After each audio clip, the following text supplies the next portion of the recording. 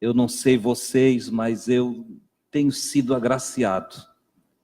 O Senhor tem cada dia se manifestado mais maravilhoso, mais bondoso, mais gracioso para comigo. Em todo tempo o Senhor tem sido bom. Como é bom servi-lo, como é bom obedecê-lo, como é bom caminhar a proposta de Jesus, fazer o que ele diz. Não tem uma coisinha sequer que dá errado. É uma ciência exatíssima, tal qual a matemática, né? Tanto quanto 1 mais 1 é 2, ou é igual a 2, assim quem obedece o Evangelho usufrui da paz, da alegria, da graça do Evangelho. É coisa maravilhosa, uma benção. Bastante festa, Ian. Foram bem, voltaram bem, que maravilha. Temos vários amigos ausentes hoje, que foram viajar, foram passear, alguns pegaram uma férias mais prolongada aí, e Deus certamente tem os abençoado em sua ida e com certeza vai trazê-los em paz para voltar a estar conosco, né? Irmão Jair, irmão Diego estão trabalhando fora de Itajaí, estão lá no Paraná e estão todos contentes lá também. Estão se reunindo lá e falando de Jesus também. É uma benção, né? E eu espero que essa noite todos nós, uma vez mais, sejamos agraciados com esta palavra do Evangelho. Hoje, o passo de número 81 é o fim do capítulo 13 do Evangelho de Lucas e já vamos entrar, acompanhando Jesus, no capítulo de número 14. Eu fiz toda a lição do capítulo de número 14. Contudo, não sei se eu vou conseguir passar aqui, acho difícil, que a gente vai comentando e acaba o tempo indo embora, né? Mas está pronto, se for possível nós chegar até o fim do capítulo 14, vamos fazê-lo, senão nós paramos aonde o tempo nos forçar parar, tá bom? Então, nesse passo, Jesus vai replicar, vai ter uma réplica contra um argumento dos fariseus que vêm dizer para ele que Herodes quer matá-lo, Herodes quer prendê-lo, né? E levá-lo à morte. Lucas capítulo 13, versículos 31 a 35. Jesus então responde: olha, vão dizer a essa raposa que hoje, amanhã e depois eu vou continuar. Olha aqui, uma tríplice informação, né? Então, hoje, amanhã e depois eu vou continuar realizando as obras que o Pai mandou eu realizar. O que Jesus está dizendo com isso? Ele disse, olha, o Herodes não faz as coisas quando ele quer fazer. O Herodes não pode fazer o que quer fazer e quando quer fazer. Pelo contrário, a minha vida, ela está embaixo da autoridade do Pai. O Pai tem o domínio da minha vida. Ninguém vai me prender antes do tempo, ninguém vai me matar antes do tempo, ninguém vai fazer mal a mim antes do tempo. Não. Tudo que me acontece tem um tempo determinado. Isto o Salomão já, inclusive, tinha falado lá no Eclesiastes. Ele disse, há um tempo determinado para todo propósito embaixo do céu, ou do sol. Ele usa a expressão sol, que indica a vida na terra. Aqui na terra, tudo tem um tempo determinado. Nada vai acontecer sem que o tempo determinado chegue. Mesmo a nossa morte. Ninguém vai morrer antes do tempo. Pode ficar tranquilo. A não ser que eu ou você, um de nós, busque por sua própria conta e risco a autodestruição. O aniquilamento de nós mesmos. Se nós, por loucura, por não seguirmos as orientações de Deus, adentrarmos por uma doença psíquica, deixarmos a alma sem alimento espiritual e cairmos em profunda angústia e depressão, podemos, num estágio de escuridão da própria alma, entrar em um transtorno interno tal que venhamos a pensar, como muitos já pensaram e alguns já fizeram, tirar a própria vida. Agora, tem um detalhe: para aqueles que estão na luz de Deus, que ouvem a palavra de Deus, que praticam a palavra de Deus, nada de mal lhe sucederá se não for permitido lá de cima. E se for permitido, pode ficar tranquilo que junto com a permissão vai vir também a graça, a energia, a força necessária do Espírito para que nós passamos aquilo que tenhamos que passar. Por isso, Jesus sempre ensina e uma das palavras que ele mais usou foi: não temais, não tenham medo, não tenham medo, não andem com medo, não fiquem com medo de nada, certo? Confie em Deus. Ele tem um texto dele que diz assim: crede em Deus, credes também em mim. Tenham confiança no Pai e tenham confiança em mim. Não andem medrosos. Nada, nada. Aqui uma expressão popular e também de uma retirada bíblica por compreensão. Nenhuma folhinha da árvore cai se não for da vontade de Deus. Olha só, Jesus, em passos atrás, nós já estudamos que ele disse que se dá 1 centavo, 2 centavos, 1 centavo por 2 pardais. E ele disse: nenhum cai por terra se o Pai do céu não quiser. Eles não morrem, não perecem, se não for da vontade de Deus. O que Jesus quer que a gente aprenda aqui? Que mesmo diante de toda a atrocidade visível, diante de todas as circunstâncias negativas do mundo presente, nós devemos permanecer confiando em Deus e entender, porque entender é importante para o nosso viver. Entendamos que Deus tem cuidado de nós, Deus zela por nós, e que nós não vamos ser levados a nenhum tipo de destruição, de aniquilamento, de perturbação, se antes Deus não estiver nos protegendo, nos guardando e coordenando todas as coisas para a nossa vida. Por isso, quando os fariseus, que eram bem informados, tinham um bom relacionamento com a política romana, eram a maioria do sinédrio de Israel, e eles tinham toda uma relação com Pilatos, Herodes, enfim, com César, o imperador da época. Eles estão informados de antemão, lá da casa do governador sai lá o comentário: olha, Herodes vai prender Jesus e vai matá-lo. E logo vem a notícia, e fariseus, porque nem todos os fariseus odiavam Jesus. Haviam fariseus que gostavam de Jesus, tinham prazer em ouvir Jesus, queriam levar Jesus em casa. Na lição, no capítulo seguinte, nós vamos ver isso, que Jesus é convidado para ir na casa de um fariseu. Em outros capítulos nós já estudamos isso também.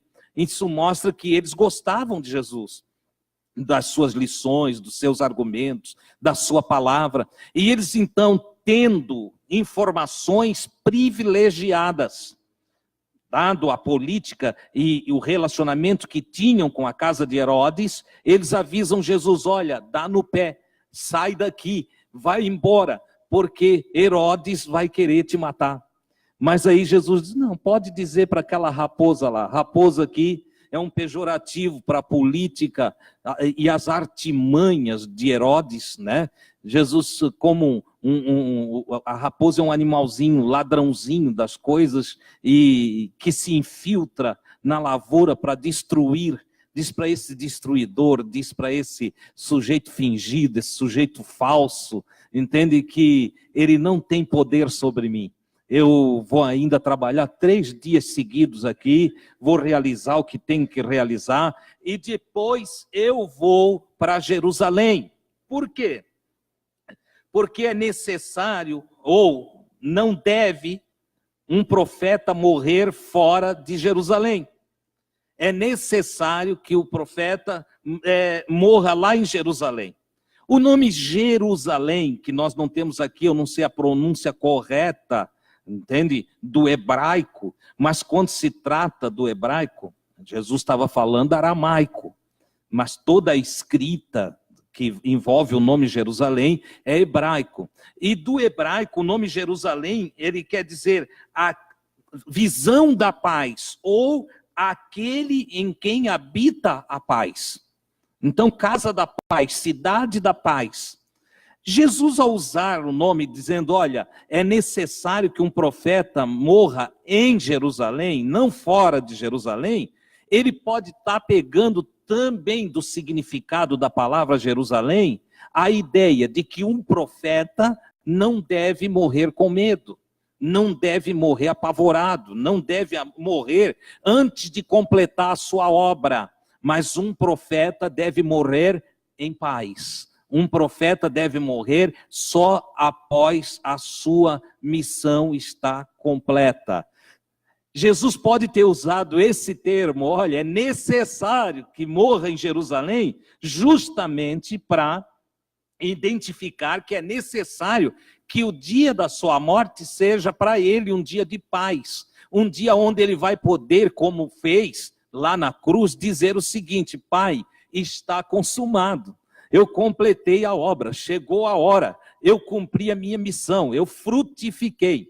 Outra coisa que chama a atenção aqui, irmãos, é que no passo de número 78, nós estudamos sobre a figueira que estava 3 anos sem produzir fruto.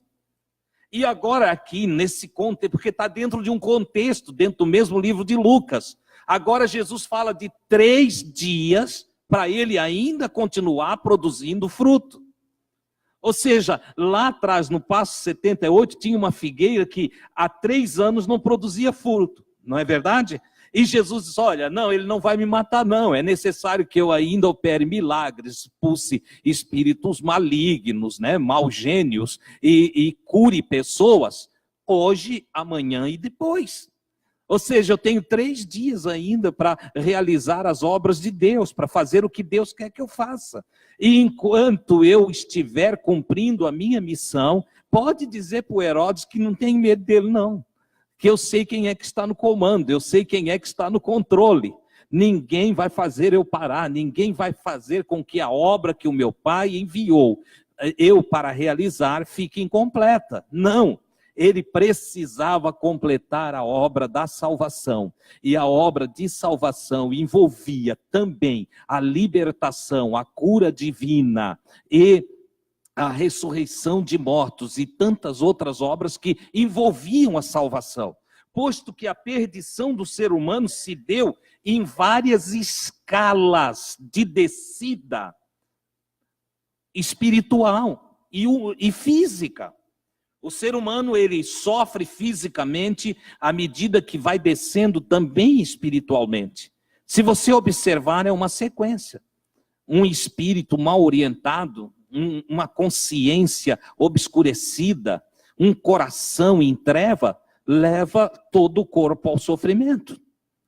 Uma pessoa que não é conscientizada do que faz, ela acaba fazendo o que não deve fazer.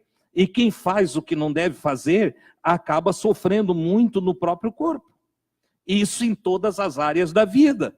Por isso a Escritura, ela nos traz orientação quanto à alimentação, quanto ao trabalho, quanto ao relacionamento, quanto ao corpo, quanto à alma, quanto ao espírito. A Escritura é um compêndio completo de instruções para toda a vida humana, para tudo que envolve o ser humano.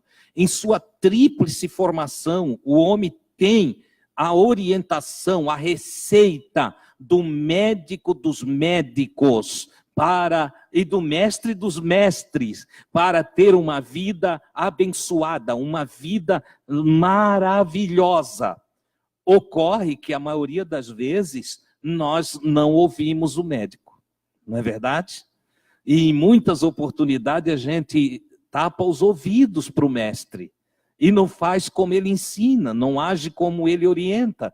Como consequência, nós acumulamos sofrimento sobre sofrimento. Vai em um lar que está em mau relacionamento. O que está faltando lá? Falta o amor. Falta a consciência de fazer o bem para o outro. Falta a humildade. Falta o querer servir no lugar de ser servido. Não é assim? Ora, se nós fazemos como o mestre nos oriente, como nos deu o exemplo, tudo muda lá. Muda de um momento para o outro. Como estraga de um momento para o outro, também é possível consertar de um momento para o outro. E é interessante como a resistência às orientações do Senhor fazem com que algumas pessoas vivam muito tempo na ruína. Você entende? O Senhor ensina como nós fazermos. Nós não fazemos, vai se prolongando o tempo de tristeza, de angústia, de sofrimento, de intriga, de confusão, de treva, de queda livre. Alguns já nem sabem mais como ser feliz, não sabem mais como ser alegre. Se a alegria existe, felicidade existe? Tem gente que pergunta assim. Sim, existe, meu amigo. Você precisa voltar para a luz, você precisa voltar para Deus, você precisa ir ao encontro do Criador. Ele pode trazer alegria ao teu coração, felicidade para a tua alma, paz para todo o teu ser. O Senhor pode te valer, é só dar ouvido às suas palavras. Glória a Deus. Então Jesus, ele termina dizendo isso: olha, eu vou chegar em Jerusalém. O resumo é esse: eu vou chegar em Jerusalém e Herodes não pode fazer nada. Esse político corrompido aí não pode terminar com o propósito do Pai na minha vida. Se Deus tem bênção para nós, nenhum ditador não consegue acabar com a bênção de Deus na nossa vida. Não é verdade? Não existe adversário que possa aniquilar o propósito de Deus na nossa vida. O Senhor nos fará vitoriosos diante de qualquer situação, se confiarmos nele de todo o nosso coração. Ora, na sequência nós temos o capítulo 14 de Lucas, versículos 1 a 6. Nesse momento que Jesus está ali falando com a multidão, ele é convidado a ir à casa de um fariseu importante para fazer uma refeição. Não sei se era um jantar, se era um almoço, mas era uma refeição. Então Jesus é convidado para ir fazer uma refeição na casa deste fariseu. Como eu disse, veja que já este passo e em outros passos fica claro que alguns fariseus gostavam muito de Jesus e de estar com ele. Por isso, ele atendeu ao convite do fariseu. O que mostra que também Jesus tinha o prazer de estar com esses fariseus, porque eram famintos de Deus também. Alguns religiosos radicais, que às vezes dão ruim na gente de estar perto deles, porque eles ficam julgando a gente, ficam apontando os nossos defeitos, criticam o nosso comer, o nosso beber, criticam até a nossa vestimenta, a forma de pentear o cabelo. Religioso radical tem essas coisas, né? Mas se nós pararmos e olharmos com atenção, muitos deles, eles amam ao Senhor de todo o coração. Eles têm um desejo de agradar a Deus. E às vezes parte do seu radicalismo é resultado da sua falta de compreensão do próprio Deus. Às vezes radicalizam porque não conhecem tão bem o Pai Nosso que habita os céus. Alguns acham ele muito nervoso. Tem quem o ache muito bravo. Tem quem tem medo de fazer as coisas e ele possa punir. Entendeu? E esse medo leva o sujeito a um radicalismo. E é incrível, o radicalismo leva a mais medo. Contudo, Jesus, conhecendo a necessidade de cada ser humano, ele atende ao convite do fariseu e vai lá na casa dele. E na casa deste fariseu estava um homem hidrópico, ou seja, um homem que sofria de hidropisia. A hidropisia é uma doença que trata de retenção de líquidos, né?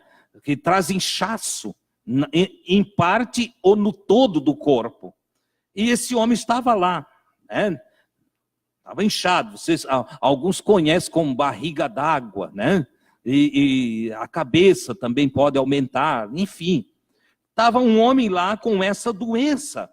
E Jesus olha para ele e liberta esse homem, cura esse homem, tá?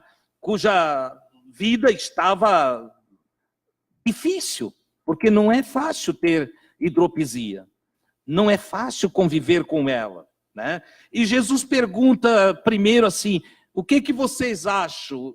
Eu devo curar ele? É permitido eu curar ele? É claro que a pergunta de Jesus visa centrar as pessoas na necessidade do homem, mas como havia na casa do fariseu o radicalismo do dia de sábado, era um sábado, e agora? Eu devo curar? É permitido curar no sábado? O pessoal não respondeu, ficaram tudo quietinho, ficaram calados. E Jesus então curou e o despediu. É interessante isso aqui, porque Jesus curou o homem e logo após ter curado o homem disse, olha, vai embora. Vai para a tua casa, sai daqui. O despediu, não deixou ele para concluir a refeição junto com eles. Jesus o despede. Eu estava olhando aqui a questão do verbo despedir no grego. E, na verdade, esse verbo, ele diz o seguinte, Jesus o libertou. A palavra é essa, Jesus o libertou. Semelhante ao caso da mulher encurvada do passo 79. Lembram que Jesus libertou aquela mulher encurvada daquele mal? Aqui também Jesus liberta esse homem. Jesus o libertou. Aqui então fica uma lição muito interessante. A comunhão com Jesus nos traz libertação. Por que eu estou dizendo isso? Porque fazer o que é comunhão, comunhão vem da palavra koinonia, e ela quer dizer comer pão juntos. Comunhão é comer pão juntos. Então o homem convida Jesus para uma refeição. Lá nessa refeição, vão comer juntos, está junto também um homem com hidropisia.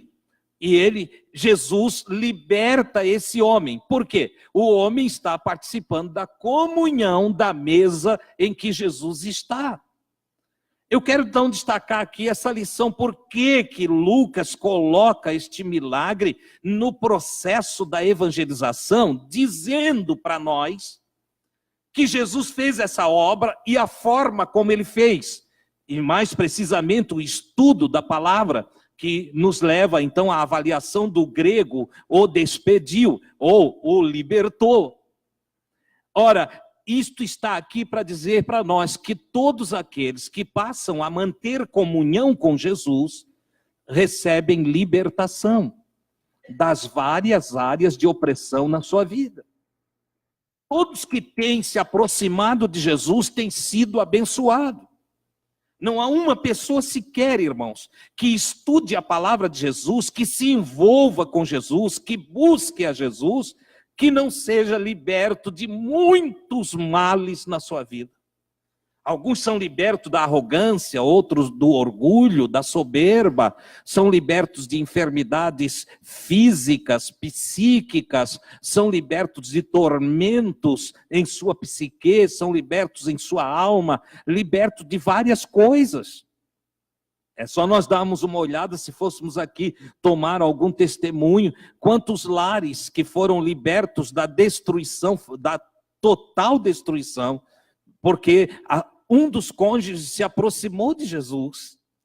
Quantas vidas foram libertas de tormentos interiores porque alguém lhes apresentou Jesus? Ora, Jesus é a válvula de escape para todo aquele que precisa de libertação. Ele é a porta, ele é a saída, ele é o caminho que nos conduz ao bem-estar, à satisfação, ao gozo, à alegria. Jesus, irmãos, é tudo que nós precisamos. Louvado seja o nome do Senhor. Fica aqui então essa lição importante. Nossa comunhão com Jesus traz libertação. Guarde isso. Ah, irmão Adilson, as coisas lá em casa não estão bem. O que eu faço? Vai comungar com Jesus. Vai para a mesa do Senhor e te alimenta do Evangelho, te alimenta da palavra de Deus. Aleluia.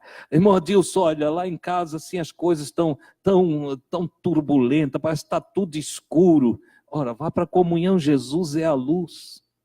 Tenha comunhão com Jesus, ter comunhão com Jesus é ter comunhão com a luz. E assim sucessivamente. Ah, irmão Deus, eu tenho uma sede, uma fome, há um vazio dentro de mim. Fale com Jesus. Converse com Jesus, procure Jesus. Jesus é a solução, é a libertação. Jesus é tudo que precisamos. Aleluia! Lamentavelmente, alguns só o procuram quando estão mal. Lamentavelmente. E o bom mesmo seria que o tempo todo a gente convivesse na mesa dele, aprendendo dele, conversando com ele, estando perto dele, andando com ele, vivendo com ele, porque então muitos dos males que nos assolam seriam eliminados. Aleluia! Porque Jesus nos protegeria ainda mais se dessemos maior liberdade a ele na nossa vida. Quanto mais nos abrimos para ele, mais protegidos estaremos. Ora, logo após este acontecimento, Lucas 14, 7 a 14, nós vemos que Jesus vai contar umas histórias. Ele está observando ali os acontecimentos, ele está observando tudo, vocês estão acompanhando, né? Ele é convidado para uma refeição. Lá na refeição ele vê um homem necessitado, ele liberta o homem, certo? E agora ele está observando também o comportamento das pessoas. Você sabia que Jesus observa o nosso comportamento? Ele observa nossa entrada, nossa saída. Ele observa o nosso assentar e o nosso levantar. Você sabia disso? Jesus está observando nós. Não é aquele observar de punição, como na igreja muitas vezes aprendi, né?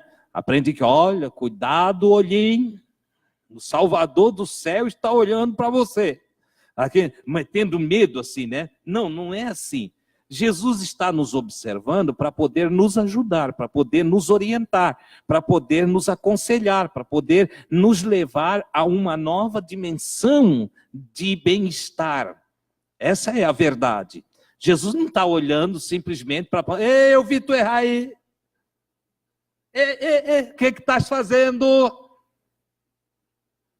Estou de olho aqui, ó. Ele não tem um apito de guarda, né? Não, ele simplesmente está observando para poder ajudar cada um de nós que somos seus discípulos. Ora, havia vários convidados para esta refeição que Jesus fora convidado. E entre os vários convidados, Jesus foi notando que alguns disputavam os primeiros lugares à mesa.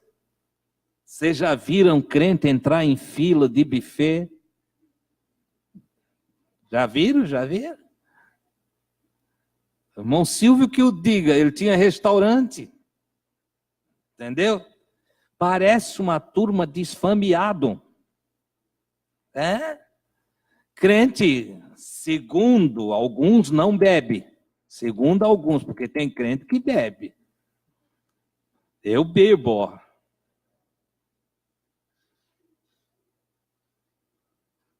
Mas segundo alguns, crente não bebe, mas come. Come muito, certo? E Jesus ficou observando lá, não era diferente não. Ó, irmãos, nós vamos ter uma ceia. Nós vamos cear na casa do fulano de tal. Chega lá aquela fila de irmãos, e na hora do buffet, é aquele que mais pode passar na frente, um esbarra no outro, são capazes de derrubar o prato do outro, entendeu? E parece que estão tudo assim, passando fome em casa, certo? Ora, Jesus começou a olhar e percebeu, tá, que muitos queriam passar na frente um do outro, e outra coisa acontecia lá. Alguns queriam se assentar perto do dono da casa, para ter o status de que é mais amigo. Ó, como aquele lá é bem amigo do seu fulano, porque, olha, ele está sentado lá junto da mesa dele, pertinho da mesa dele. Ao observar isso, Jesus aproveita para deixar um ensinamento. No ensinamento de Jesus, ele ensina que se alguém te convidar para uma festa, para um jantar, certo? Não ocupa o primeiro lugar, não vai lá para frente, não vai lá para a primeira mesa. Jesus está educando.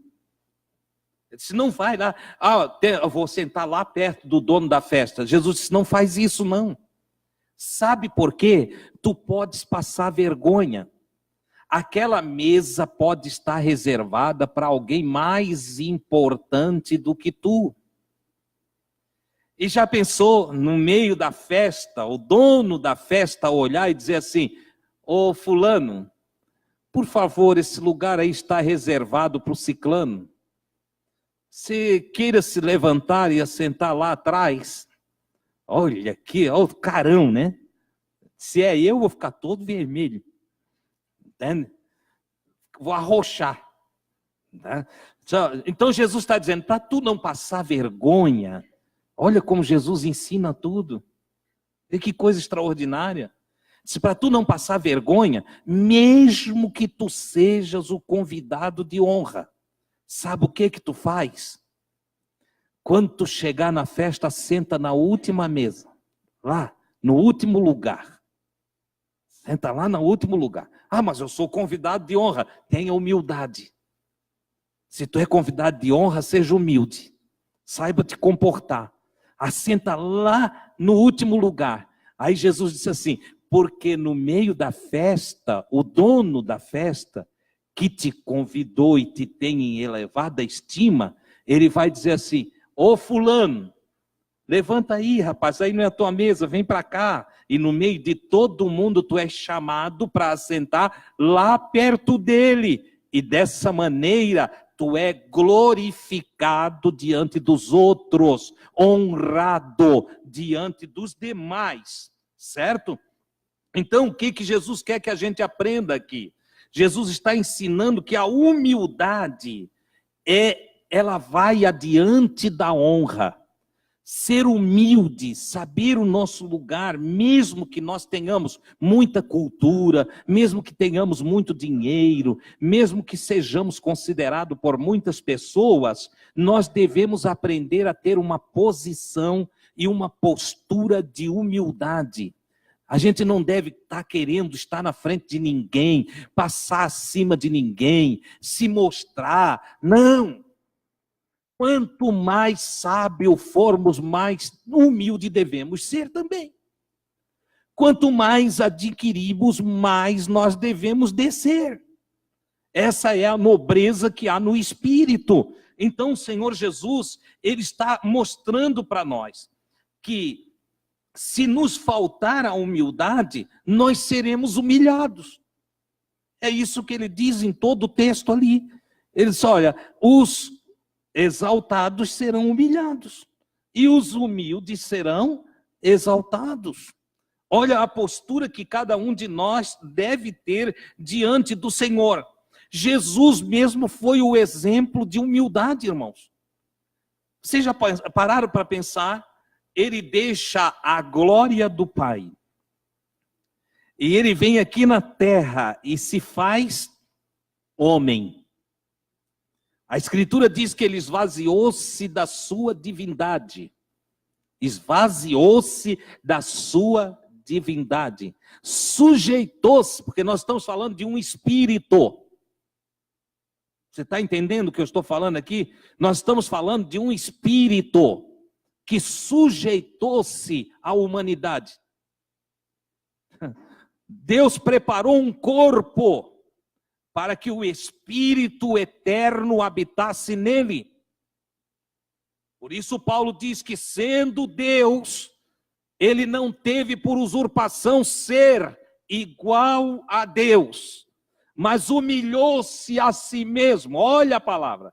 Humilhou-se a si mesmo e aniquilou-se, se fazendo homem. E como homem, humilhou-se à condição de servo, porque ele podia ser um super-homem. Ele podia ser um super-homem, ele poderia ter nascido em qualquer berço dourado de qualquer reino da terra. Ele poderia ter governado os povos e ter exercido o poder político em toda a sua infinidade. Contudo, humilhou-se à condição de servo, e como servo, olha de novo a humildade. Vê como Jesus vai se humilhando. Um espírito que vem ser homem, como homem é servo, e ele vai dizer que o Filho do Homem não veio para ser servido, mas para servir, uma coisa que a maioria de nós ainda não aprendeu. Porque para nós parece que elegante e coisa é nós chegar e os outros estão servindo nós. Não é assim? A maioria sonha ter muito dinheiro para ter muitos empregados o servindo. Né? E Jesus mostra que a glória mesmo é poder servir.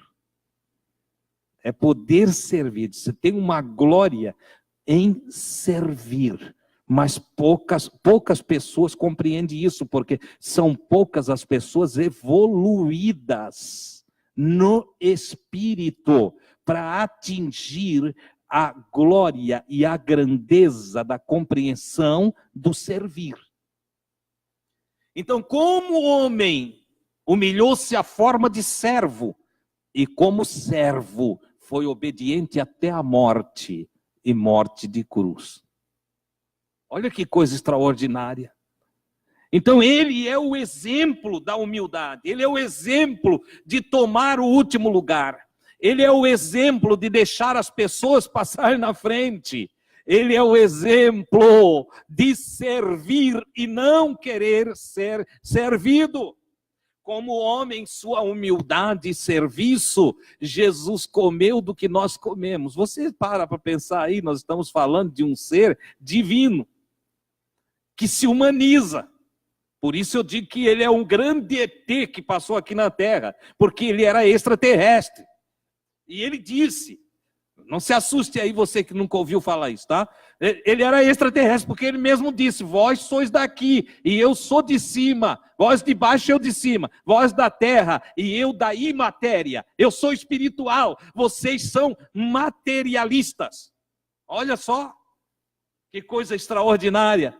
Então ele era um ET, Jesus era um viajor passando por aqui, e ele veio ensinar a nós sermos humanos. É interessante que o divino veio nos ensinar a ser humano, porque ele não pede para nós ser além de humanos.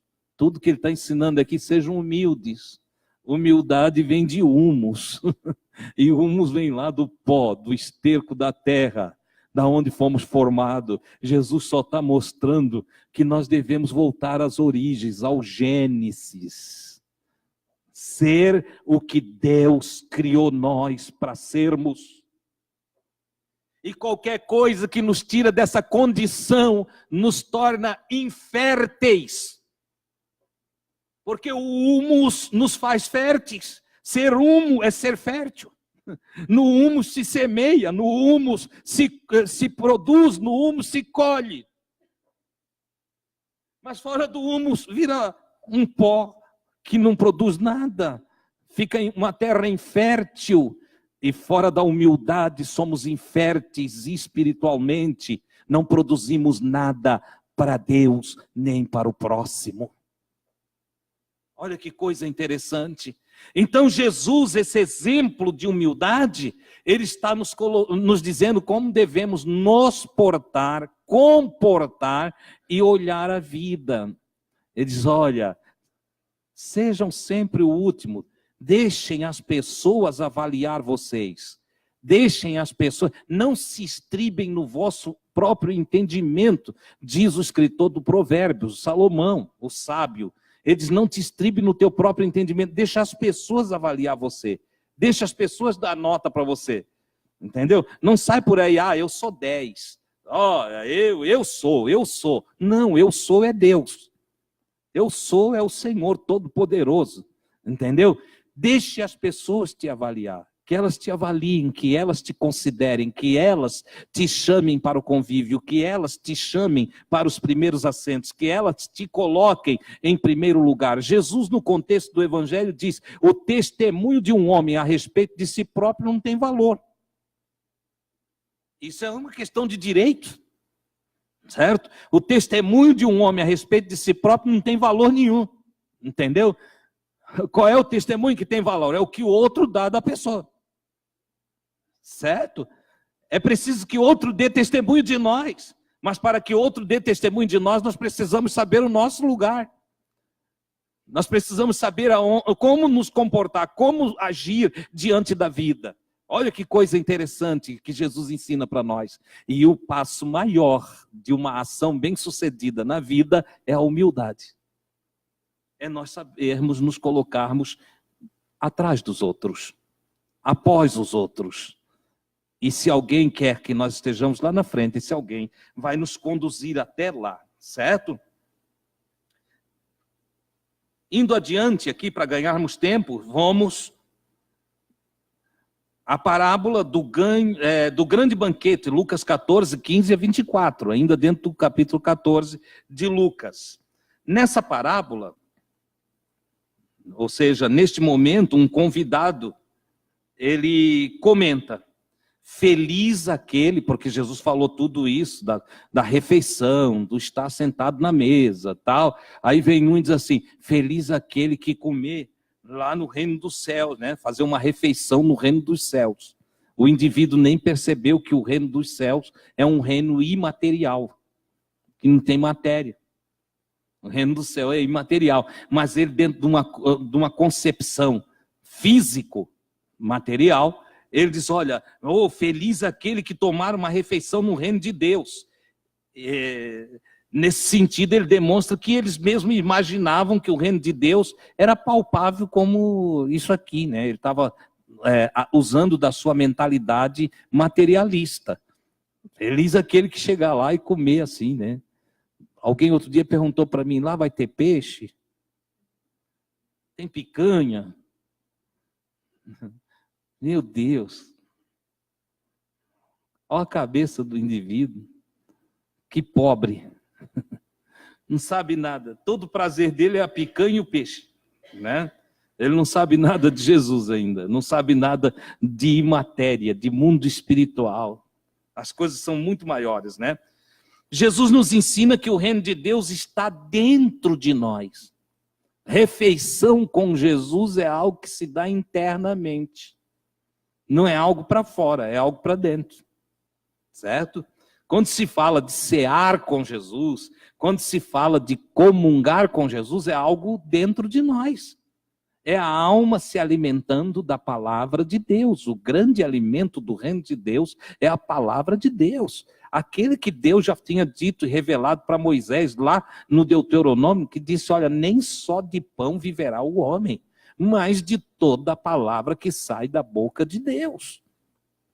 Essa é a grande realidade, né? Jesus vence as tentações internas no deserto, justamente usando esse texto de Deuteronômio.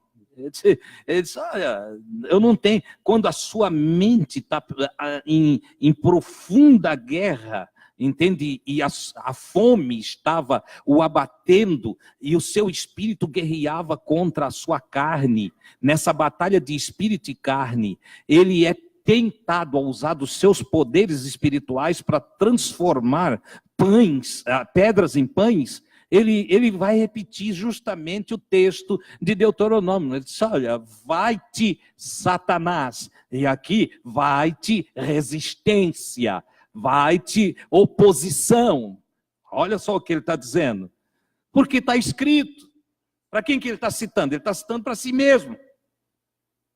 Certo? Ele está citando para si mesmo. Porque está escrito: nem só de pão viverá o homem, mas de toda a palavra que sai da boca de Deus.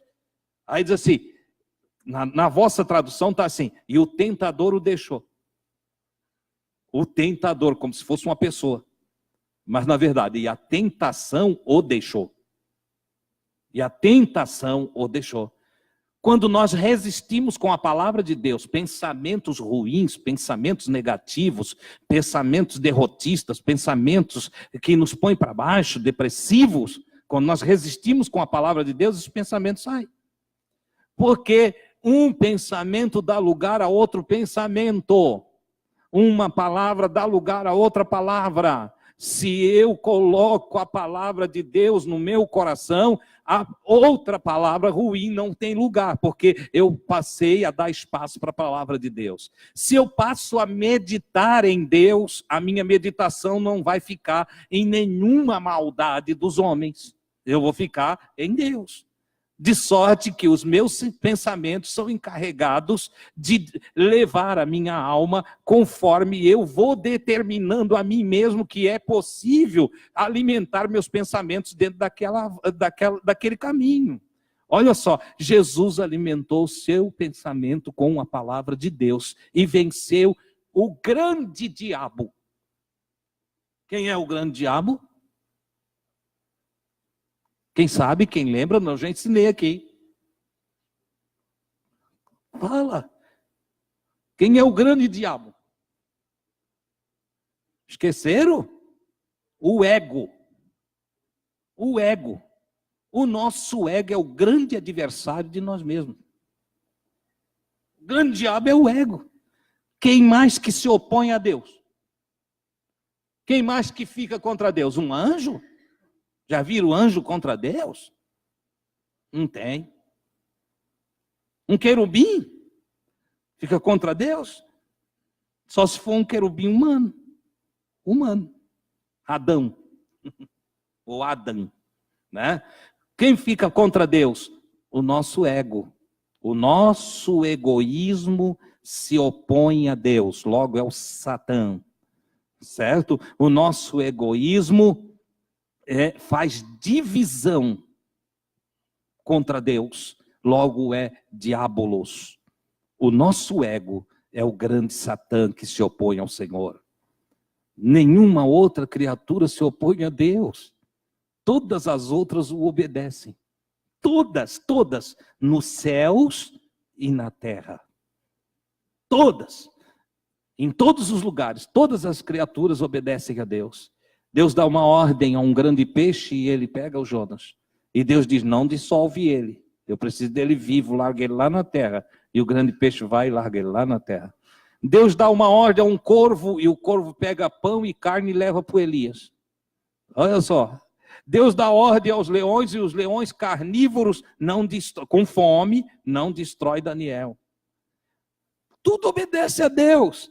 Deus dá uma ordem a um peixe pequenininho, que vem no anzol do Pedro, para trazer uma moedinha que estava no fundo do mar. O peixinho cata uma moedinha. O peixinho estava só obedecendo uma ordem do divino, entende? E Jesus disse: vai lá, Pedro, lança o anzol na água. O primeiro peixe que vir, tu abre a boca dele, entende? E tem uma moeda dentro, tira, paga o meu imposto e o teu. As reservas de Jesus no fundo do oceano, entende? O peixinho obedecendo, treinadinho, entende? Bichinho treinadinho, vem cá, obedecendo a ordem do Senhor. Qual é a única criatura que desobedece o Senhor? O homem. Quer conhecer o diabo? Olhe para uma turma que tem por aí. Entendeu? E vocês vão conhecer. É a grande verdade. Então, nós precisamos aprender essas coisas. E Jesus vem ensinando como devemos nos comportar. Então, diante de tudo isso, ele disse, ora, com esta colocação, o convidado deu ocasião para Jesus, então, contar uma outra história.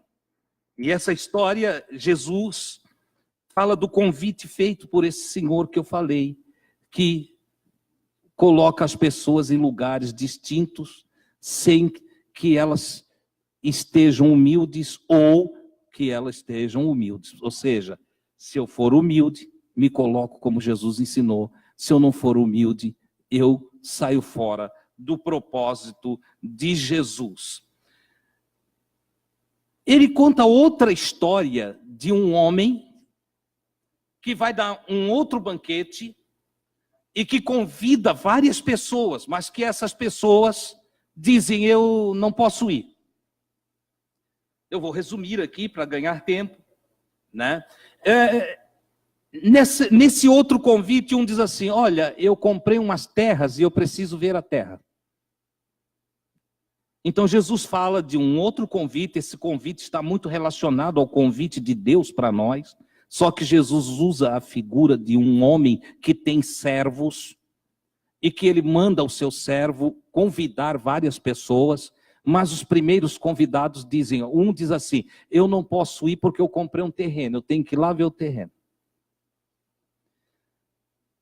Vai lá convidar o outro, ele diz, eu não posso ir porque eu comprei uma junta de bois. E eu não posso, eu tenho que ir lá experimentar a junta de bois. Interessante, ele comprou e não experimentou. Era para ter experimentado antes, né? Mas é as desculpas que as pessoas vão trazendo para o contexto do convite de Deus. Jesus está fazendo só uma comparação. Um terceiro disse, olha, eu não posso ir na festa, no banquete que o Senhor está convidando, porque eu casei. Estou em lua de mel. Certo?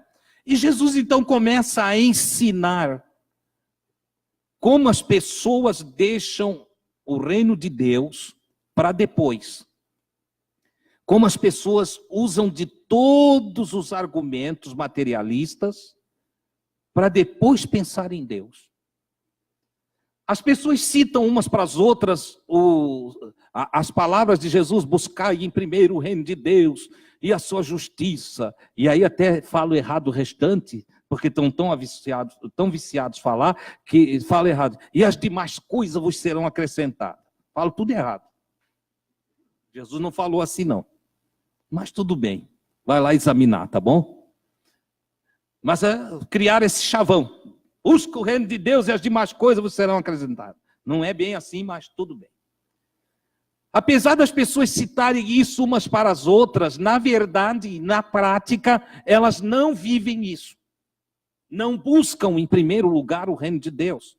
Por isso Jesus fala dessa festa, desse convite para um banquete, em que pessoas são convidadas a vir, mas que apresentam muitas desculpas. Observe os irmãos que o homem materialista, ele vai estar sempre agarrado nas suas terras. Ele vai estar sempre botando as suas posses na frente das coisas de Deus. Como é difícil para os materialistas, entende? Buscar a Deus.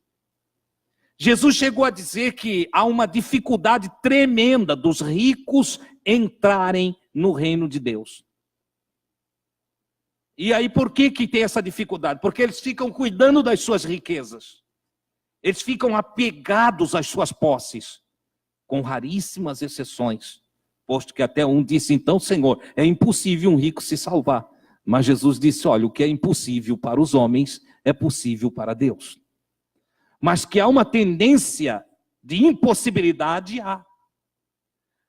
Bom, o segundo, ele diz que ia experimentar bois. Bois era o instrumento de trabalho da época. A pessoa vivia mais da lavoura. E os bois eram o que puxava o arado. Era a máquina da agricultura da época. E quando ele diz que ele tem que experimentar seus bois, ele está falando que o seu trabalho é mais importante do que o convite para o banquete desse Senhor. Olha, eu tenho mais trabalho a realizar. Ele representa todas aquelas pessoas que só trabalha. Tem gente que nunca usufrui do seu trabalho, já viu? Só trabalha. Tem gente que vai morrer de velhinho só trabalhando, acumulou para outros. Ele mesmo não usufrui de nada.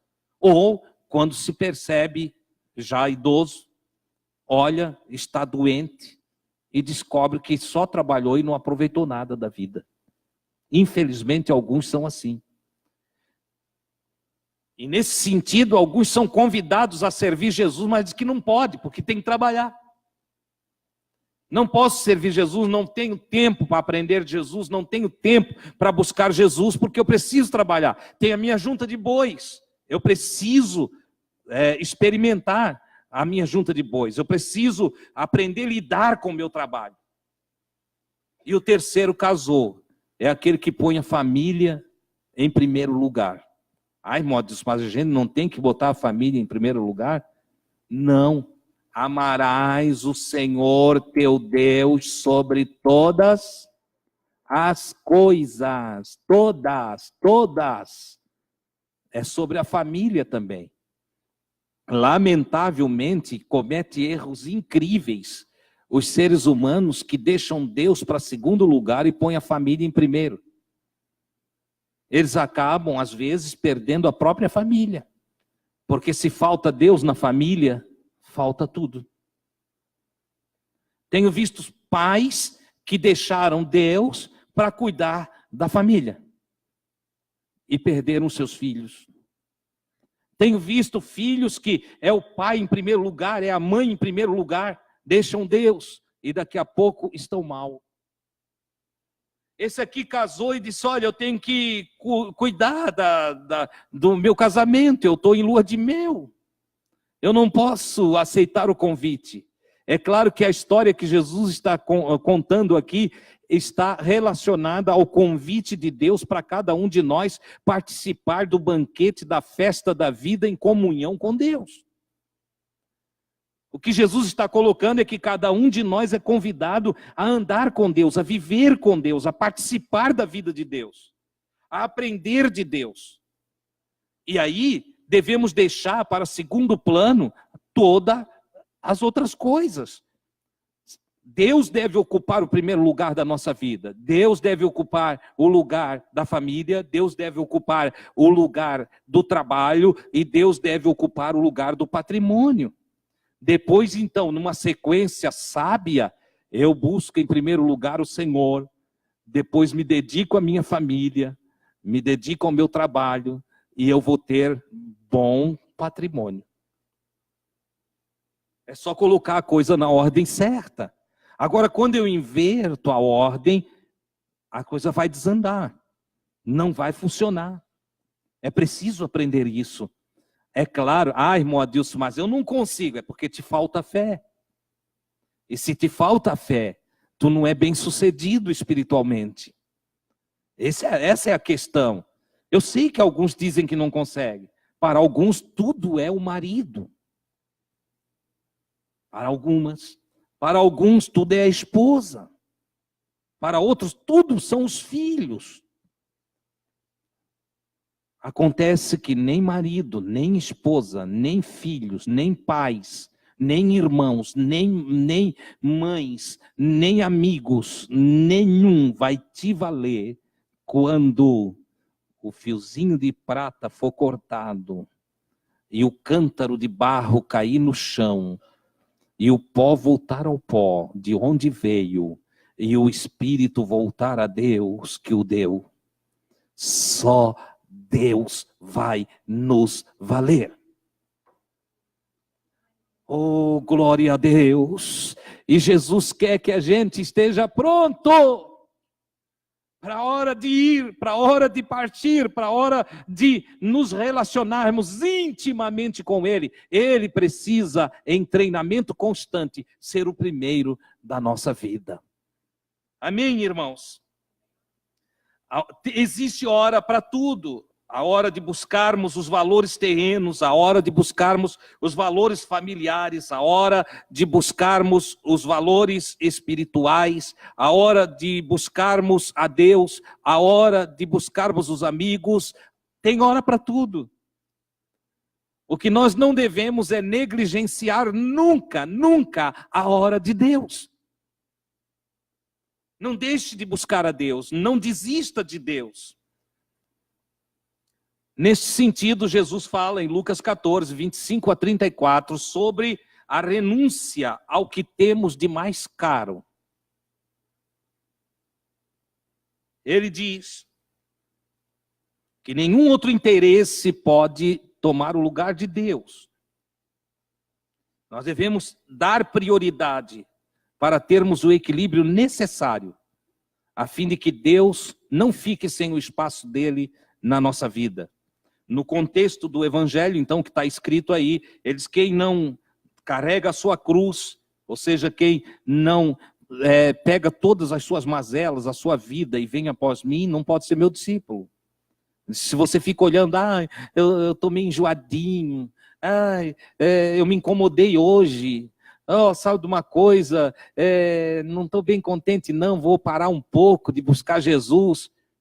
Meu amigo, parar já é ficar para trás. Parar já é perder o espaço no reino. Quem para já ficou para fora e não sabe. Entendeu? Depois Jesus vai dizer aí, dos versículos 27 ao 32, ele vai dizer, olha, quem não deixa pai, quem não deixa mãe, quem não deixa todas as coisas por amor de mim, não é digno de mim, não pode ser meu discípulo. E aqui está um problema. Às vezes a gente fica perguntando, por que algumas pessoas não conseguem seguir Jesus direitinho, né? Porque eles não deixam as coisas. Eles não deixam. Um é a mulher, o outro é o esposo, o outro é o filho, o outro é a mãe, o outro é o pai, o outro é o emprego, o outro é outra coisa. Eles não vão deixando as coisas. Eles falam em Deus, as pessoas falam em Deus, as pessoas falam de Deus. As pessoas leem Bíblia, as pessoas citam Bíblia, mas as pessoas pouco fazem para ter Deus. E Jesus então, ele diz, olha, quem não renunciar a tudo quanto tem, e ele chega à base de renunciar à própria vida. O que vale mais? A minha vida ou a minha comunhão com Deus? O que tem mais valor? Eu aproveitar a vida ou eu me relacionar com Deus? Aqui está a pergunta de Jesus. E a afirmação dele é: quem não negar a sua própria vida, quem não renunciar à sua própria vida, para me seguir, para aprender de mim, não é digno de mim, não pode ser meu discípulo. Então o que eu olho dentro da palavra de Jesus é que tem muita gente querendo ser discípulo, mas não pode. Não consegue. Não tem como. Porque quer ser discípulo do seu jeitinho. Quer ser discípulo fazendo da sua maneira. E está cheio disso, viu, irmãos? Está cheio disso. Não é bem assim. Eu também vou chegar lá. Eu busco uma vez por semana, tá bom. Eu não orei hoje, mas e daí? E daí, meu amigo, é que tu está vazio. E daí é que tu está desequilibrado, e daí é que tu tem uma tristeza aí dentro, e daí é que tu está adoecendo, e daí é que tu está desnutrido espiritualmente, e daí é que te falta luz, e daí é que as coisas não estão legais, né? Você sorri como palhaço. Você sorri aquele sorriso amarelo para dizer que está tudo bem, mas você sabe que está mal. Você sabe que não está legal. O daí está aí. É preciso mudar essa condição. É preciso abraçar a proposta do Cristo de verdade. É preciso negar o resto tudo, dizer, eu vou ficar com Jesus, sabe de uma coisa? Vou fazer como Jesus diz. Eu vou andar como Jesus andou. Eu vou viver como Jesus viveu. Eu vou falar como Jesus falou. Eu vou abraçar o Pai eterno como Jesus abraçou. É isso que eu vou fazer da minha vida. E aí a tua vida vai ter sentido. Essa é a grande verdade. Precisamos servi-lo. levando a nossa cruz. Se está pesada, se está leve, se as coisas estão difíceis, se as coisas... Porque é engraçado como tem pessoa que pensa que deixar Jesus melhora a vida. Ó, irmão, está uma cruz tão pesada, não vou mais seguir Jesus, não. Eles não falam assim como eu estou falando, mas as atitudes deles falam assim. Olha, está muito pesada a minha cruz, eu vou abandonar tudo, não vou mais, não quero mais saber disso, não, entendeu? Como se fosse ficar melhor. Amigo, Lázaro sem Jesus fica na sepultura.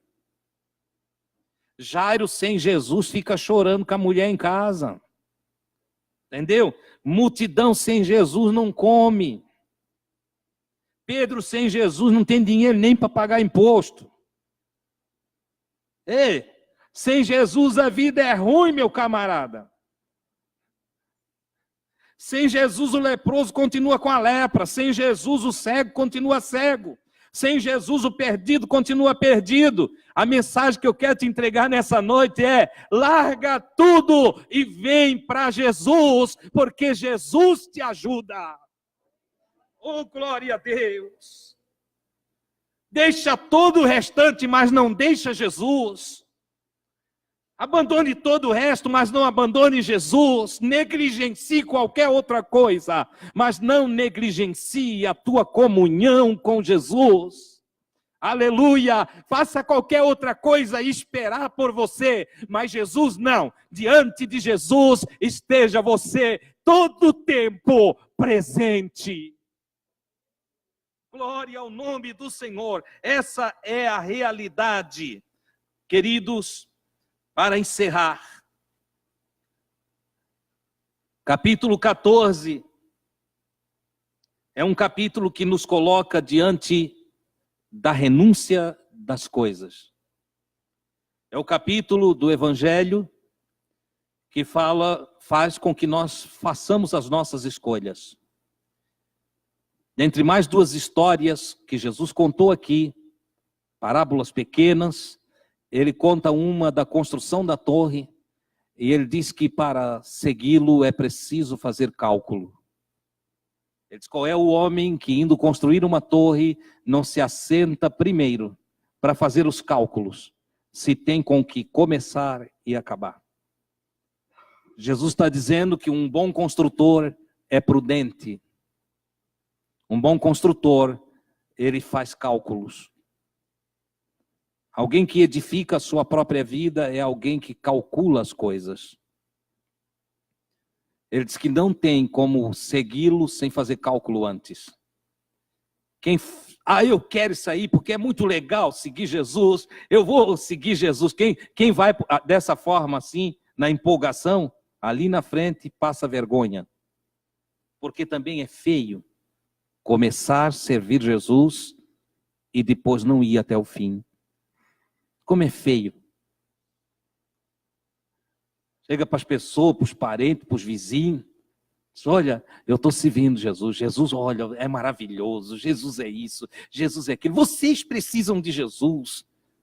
Cabo de meses, encontra o vizinho. Vizinho: daí como é que está Jesus, o teu Jesus? Ah, não estou mais servindo Jesus não. Porque ele ficou ruim? Ele bagunçou a tua vida? O teu Jesus, o que ele fez de errado? Não, é que foi um irresponsável não fazendo os cálculos de começar e acabar com Jesus. Jesus conta outra história dizendo o seguinte: qual o rei que, querendo fazer uma guerra contra outro, não avalia, faz os cálculos e a avaliação, se com 10.000 soldados ele pode vencer o outro rei que tem 20.000 soldados? Qual o rei que não vai traçar a estratégia para ver se consegue vencer a batalha, sendo que ele tem menos soldado do que o outro? Se vocês também, como é que vocês querem me seguir se vocês não avaliar todos os pontos da vida, se vocês não traçar a estratégia para viver comigo, se vocês não fazer todo o esquema da batalha da vida para vocês serem vitoriosos, apesar de, às vezes, você ser mais fraco e menor do que o vosso adversário. Diante das circunstâncias da vida, vocês precisam avaliar cada item, para depois vocês dizer que me servem, para depois vocês dizer que estão prontos para batalhar comigo. Senão vocês vão passar vergonha. E ele conclui esse texto dizendo o seguinte: o sal é bom, mas se o sal se estragar, perder o sabor, se tornar insonso, com qual tempero, com qual ingrediente você vai consertar o sal? Pergunta de Jesus. O sal é bom, mas se ele ficar ruim, se ele se estragar, com qual outro tempero que você conserta ele? Jesus disse, não tem conserto. Escuta o que eu estou te falando nessa noite. Crente que se estraga não presta mais. Discípulo de Jesus que vai ficando ruinzinho, não tem mais conserto. Bom é o sal, mas se ele se degenerar, se ele se estragar, com que se adubará ele, ou vai temperar ele, com que vai consertar o sal estragado? Ele disse, não presta para mais nada, a não ser para, olha aqui, não serve nem para adubo, sabia? Sal estragado não serve nem para adubo, laranja estragada serve para adubo, banana estragada serve para adubo, né? E todas as outras coisas que se estragam aí servem para adubo, certo? Mas o sal não, nem para adubo não presta. Então ele diz assim, se o sal se estragar, não presta para mais nada, a não ser para ser lançado fora e ser pisado pelos homens. Sabe o que isso significa?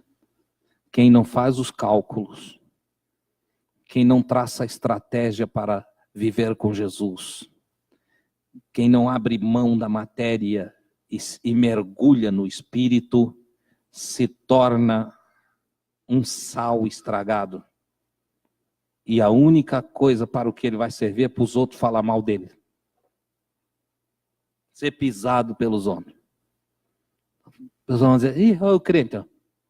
Aquilo ali eu conheço. Isso é um caco.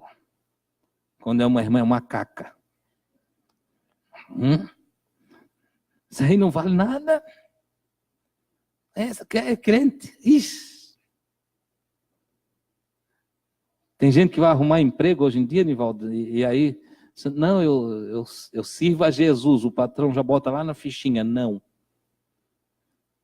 Entende? Crente, não quero na minha empresa.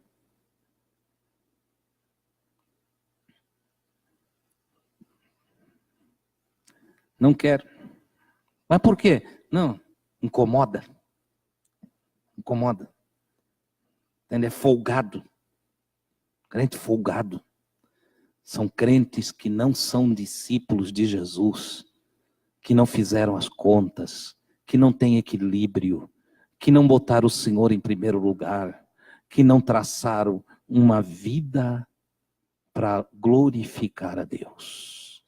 Este é o passo de número 81 para quem quer aprender a andar com Jesus. Deus te abençoe e te ajude, que nos ajude a ser cada dia mais evoluídos, mais abençoados, mais cheio da graça divina para um viver que agrade a Deus e aos homens. Quem não está em pé?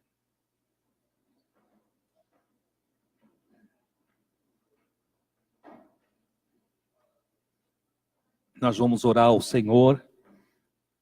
Obrigado. E nessa oração nós vamos orar pela Márcia, uma pessoa que está em tratamento contra a leucemia. Vamos orar também pelo João Pedro. João Pedro, a mãe está pedindo oração por ele, através do Facebook. Vamos falar com Deus nesse momento? Oh, glória a Deus. Pai do céu, eu te dou graças por esta oportunidade, pelo privilégio de meditar na tua palavra, falar a tua palavra, orientar a mim e os meus irmãos pela palavra.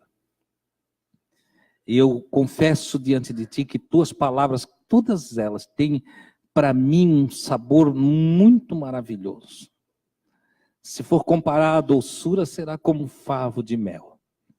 A tua palavra é virtuosa, poderosa, libertadora, iluminadora. Bendita palavra de Deus. Eu te agradeço pelos teus conselhos, pela sabedoria que emana da palavra que teu Cristo falou e os apóstolos registraram. Os evangelistas, como Lucas, que escreveu palavras tão importantes para nós. Eu as tomo para mim. O evangelho é para mim. O evangelho veio a mim e eu recebo o evangelho da tua salvação. Ah, meu Deus. Eu quero dia após dia te ter mesmo cada vez mais e mais diante do meu olhar. Aleluia. Quero deixar de lado os embaraços e todo e qualquer erro. E olhando para Jesus, o teu Filho amado, eu quero prosseguir para o alvo. Como diz Paulo, o apóstolo, pelo prêmio da soberana vocação que há em Cristo. Pai Santo, sei que alguns irmãos, olhando, avaliando na luz da verdade, sentem a necessidade de mudanças, de transformações, de ajuda, meu Senhor. E eu sei que tu só envias a tua palavra, porque queres nos ajudar, queres o nosso bem, queres nos guiar, nos iluminar e nos levar pelo caminho da evolução, do crescimento espiritual. Portanto, meu Deus, ajuda cada um que aqui veio. Ajuda também aqueles que estão em casa, aqueles que ficaram, meu Deus, que não puderam vir. Abençoa aqueles que viajaram, os que estão nos assistindo na sua casa e aqueles que ainda vão nos assistir. Que a tua boa mão esteja sobre cada um dos teus servos. Oro nesse momento por João Pedro. A mãe pede oração por este filho. Tu sabes qual a necessidade, qual o tamanho da necessidade desse filho.